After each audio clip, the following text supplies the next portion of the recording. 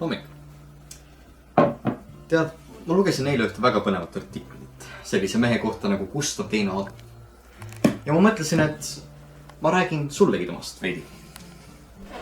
See kõik algas 1594. aastal, 9. detsembril, kui sündis Rootsi kuningas Karl 9. poeg.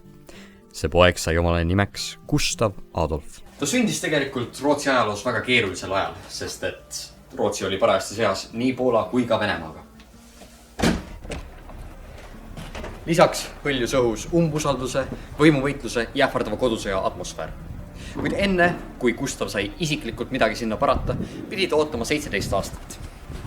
Seni omandas ta parima hariduse, mida tollane Rootsi riik anda suutis oma õpetajate Johan Hytte ja Johannes Pöörösi all. Õpingud koosnesid mitmest erinevast keelest, ilukõnest, klassikalisest kirjandusest, ajaloost ning sisaldasid ka loodusteaduslikke ja tehnilisi distsipliine. Gustav tundis juba noorest peast väga suurt huvi hariduse ning riigi ja sõjaväe juhtimise vastu. 10-aastaselt käis ta oma esimesel riiginõukogu istungil ning 5 aastat hiljem ehk 15-aastaselt esines ta oma isa kõrval riigipäevadel. 2 aastat hiljem, kui algas sõda Taaniga, nõudis 17-aastane Gustav oma enda väesalka, mis saavutas ühe vähestest edusammudest Rootsi jaoks, kui ta vallutas Kristianoopoli. Samal aastal suri tema isa Karl 9. Rootsi oli välispoliitiliselt isoleeritud, 3 rindesõja tõttu kokkuvarisemise äärel seisev maa ning just selle päris Gustav II Adolf endale. Õnneks või kahjuks oli kehtestatud Rootsis põhiseadus, mille alusel sai kuningas võimule alles 24-aastaselt, ehk Gustav ei pidanud üksi selle kõigega tegelema. Seni, kuni Gustav täisealiseks saab, oli surnud kuningas määranud talle 2 asevalitsejat, kuid kuna kummalgi polnud piisavalt liitlasi, võttis riigi juhtimise valdavalt üle riiginõukogu eesotsas Axel Oxenstierna, kes leidis, et on häbematu lasta troonipärjal oodata 7 aastat ning kuna maal oli kriis, otsustati teha Gustav II Adolfile pakkumine võtta valitsemine kohe täielikult üle. Enne aga pidi ta andma vande, milles oli hulk aadli ettekirjutusi, tagamaks, et ei korduks Karl 9. aegne despotism ning aadelkonna tagakiusamine. See küll tublisti piiras kuninga võimu ning kuninga ja aadli vahelist koostööd, kuid samas tagas pikaaegse kuninga võimu. Selle leppega sai Rootsi riigiusuks luterlus ja Oxenstierna sai riigi kantsleriks. Kuid naaseme tagasi sõdade juurde. 1611. aastal sõlmiti vaherahu Poolaga, aga läänes toimus endiselt Kalmari sõda ehk sõda Taaniga. Sõda oli alguses edukas Taani jaoks, kuid rootslased suutsid vaenlase edasimorsid peatada Rootsi keskosas. Peale Karl 9. surma üritas Taani ära kasutada segadust, et pallutada Stockholm, kuid see neil ei õnnestunud, sest Gustav oli seda ette näinud ja viinud kõik võimalikud väed pealinna ning isegi varustanud kohalikud elanikud, et näiliselt oleks tema armee suurem. Kuid Taani siiski üritas rünnata linna merelt maabudes. Mõtlen üritas, sest see neil ei õnnestunud ja nad said hoopis Vaksholmi kindluse juures lüüa. Kuna Gustav mõistis, et Rootsi ei ole võimeline 3 rindel sõdima, siis tahtis ta võimalikult kiiresti teha Taaniga vaherahu. Varsti peale seda algasid inglaste vahendusel Knääredis läbirääkimised, mis lõppesid sellega, et Rootsi sai omale alad tagasi, aga pidi hakkama aastast 1616 Taanile lunaraha maksma. Kalmari sõda lõppes 1613. aastal. Nii, aga nüüd räägime vaenlasest number 3, Venemaa. 1614. aasta juunis võttis kuningas ise üle sõja juhtimise ning aastal 1617 sõlmiti Stolbovo leping, mille alusel Rootsi sai endale Ingerimaa ja Käkissalmi. Seda sõda võib lugeda edukaks Rootsi jaoks, kuid selle tõttu pidi Gustav hiljem sekkuma Venemaa troonipärimisvõitlusesse. Sa võib-olla arvasid, et nüüd on Rootsi jaoks kõik sõjad lõppenud, kuid nii see tegelikult ei olnud. Sest samal aastal, kui lõppes sõda Venemaaga, ehk 1617, algas see taas Poolaga. Sõda kestis aasta aega ning lõppes 1618. aastal toolse vaherahuga, mille käigus Rootsi sai endale Pärnu. Nüüd oli lõpuks saabunud rahu Rootsimaal.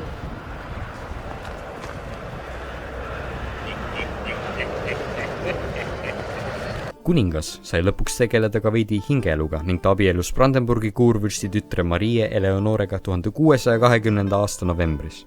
Abielu oli poliitiliselt soodne, aga mitte õnnelik, sest Eleonore oli väga armukade ning ebakompetentne riigiasjades. Gustav ütles Eleonore kohta manum domesticum, mis on tõlkes kodune vahend. Nende lastest jäi ellu ainult tütar Kristiina, kes sündis 1626. Kristiinat koheldi Gustavi käsul kui kroonprintsi, mitte tema soo poolest, vaid tema väljaõppe mõttes. Kuid Gustav ei olnud ainult hea määritud, ta oli ka hea riigivalitseja üleüldiselt. Tema käsul ehitati Stockholm peale 1625. aastal toimunud tulekahju uues Kuuesjões. Tänavad olid laiad ja sirged, puitlehitsid keelati ära ja suuraadel rajas linna paleesid. Rootsis võis nüüdsest kaubelda vaid linnades ning selle tõttu rajati mitmed uued linnad, sealhulgas Borås, Sundsvall, Göteborg. Tänu Gustavi valitsemist, õigusmõistmist ning kasvatust puudutavatele reformidele tekkis linnades keskklass, mis koosnes mitteaadlikest riigiametnikest, juristidest, professoritest, väikeettevõtjatest ning ohvitseridest. Tema ajal reformiti ka oluliselt haridust, mille tõttu rajati hulgaliselt gümnaasiumid, nende hulgas ka see kool minu selja taga.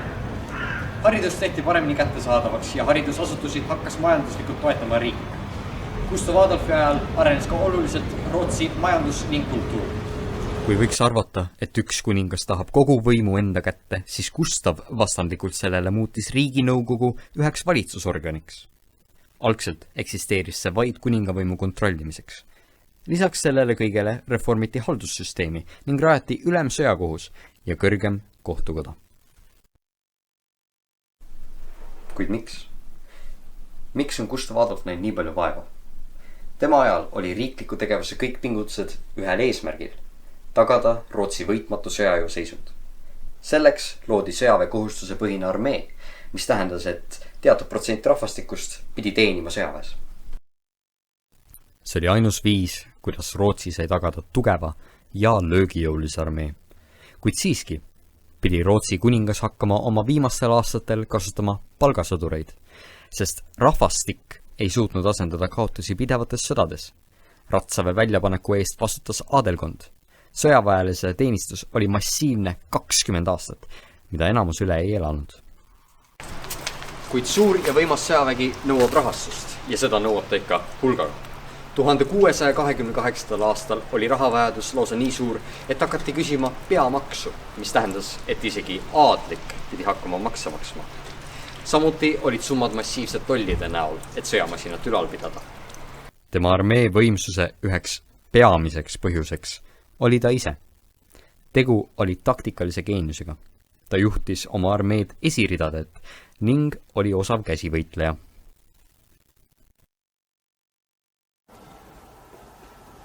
XVII sajandil oli enamus sõjavägede plaan vastaspool ära kurnata.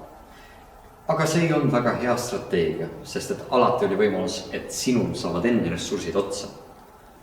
Gustav mõtles teisiti ja ta tahtis parandada armeede taktikalist suritust.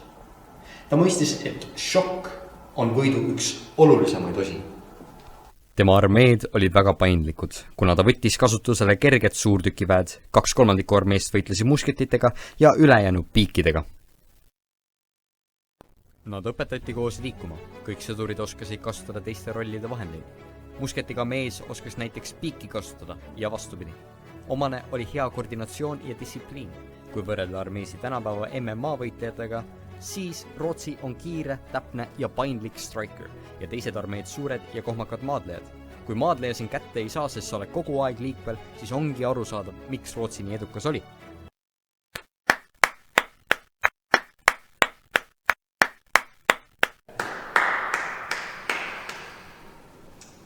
Peale veel 2 sõda Poolaga võttis Rootsi omale eesmärgiks vallutada Saksamaa. See uutmoodi armee, mida just kirjeldasin, oli ka väga edukas seal. Kuid 1632. aastal toimus üks väga oluline lahing, nimelt Lützeni lahing, mis kestis paar nädalat ning mille võitsid rootslased.